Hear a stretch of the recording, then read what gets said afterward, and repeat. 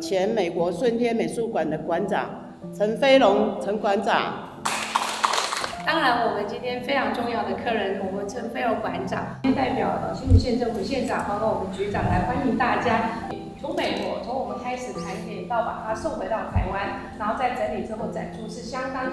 大的一个工程哦。我跟你讲，20年前我就看过他的这个 video， 但是我还不太清楚。那这20年的这过程当中，增加了不知道什么东西，我今天还要好好的再看一看。600多顺天美术馆的这个收藏，然后怎么样子跟这个前任的这个文化部长郑丽君，他是始作俑者，他其实没有他那个捐不成的，所以我真的。好了，我讲太多了。OK， 我现在交给那个陈馆长。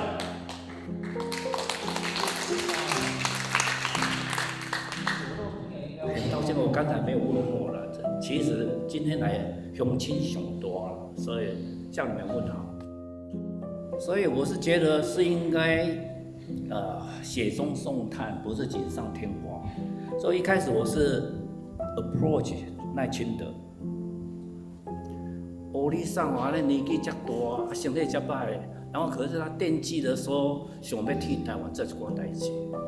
怎么完成许博士交付给我的那个他的梦想，他的遗愿？因为他跟我讲说，他第一次跟我见面的时候就说，这不是国家的财产，那是台湾人，有一天会交到台湾人手。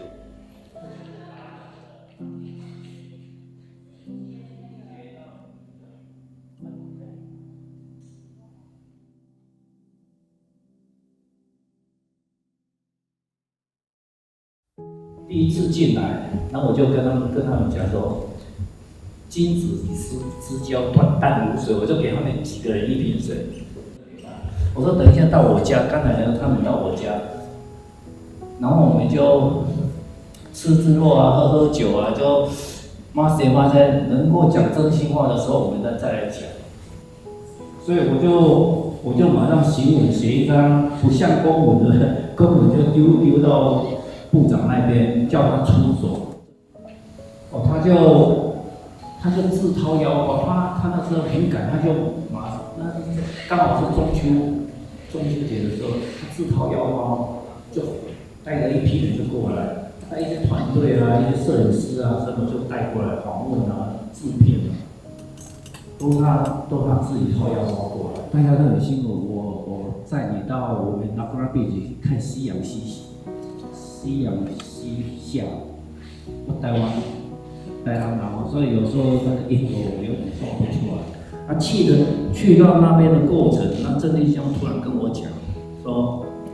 陈会长，你知不知道那个夕阳西下的那一刹那的光是绿光？”那刚好在法国有一部电影就叫《绿光》（Green Light）。他说你如果在下去那一刹那看到绿光的时候，你的嘛就会斜。然后我就有一点开玩笑说，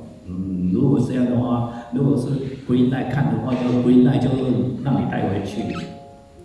大家就很紧张，在看这夕阳西下的时候，快要下去的时候，突然一片乌云飘过来，就把从中间就遮住了。哇，很什么哇，不顺啊！可是因为它遮住了，从中间遮住，对不对？所以底下就好像下去，底下那一半部好像也是像那个夕阳西下的那个效果。所以我们竟然看到两道绿光，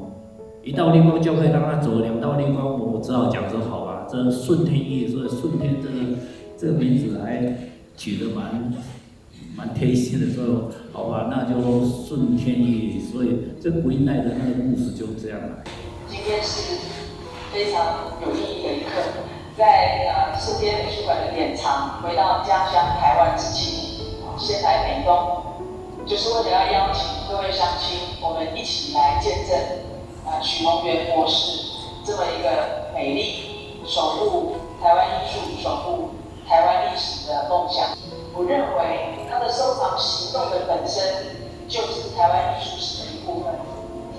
而瞬间典藏能够回家，相信会是我们重建台湾艺术史画出重要的一步。而且这是唯一的，我想是在台湾所有在历史上唯一画家跟那个他的亲家，我正好集中最多的一次。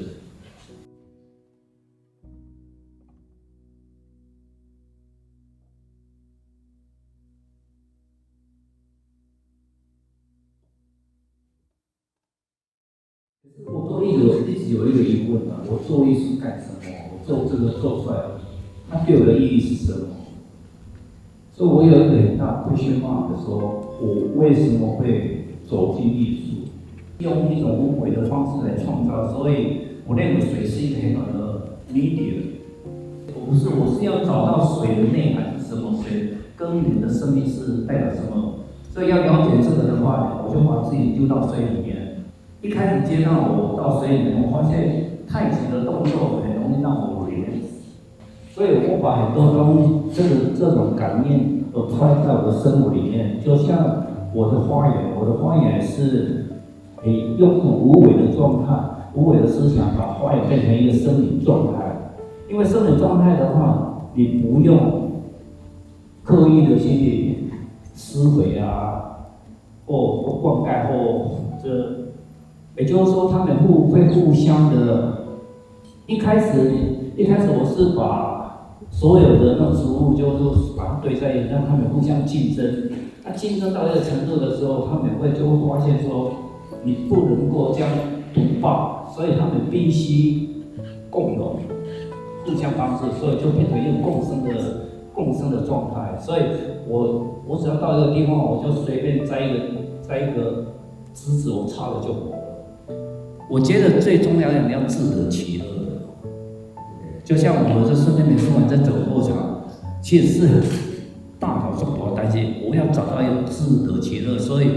因为它是一个爱心的，所以我就把它当成一个爱情的故事，所以我水砍手嘛，这里今嘛水的，所以水砍手，然后让它放手或砍手倒去台湾，看更较侪人的手，所以我会塑造这种故事出来，那我也快乐，然后我也没有什么包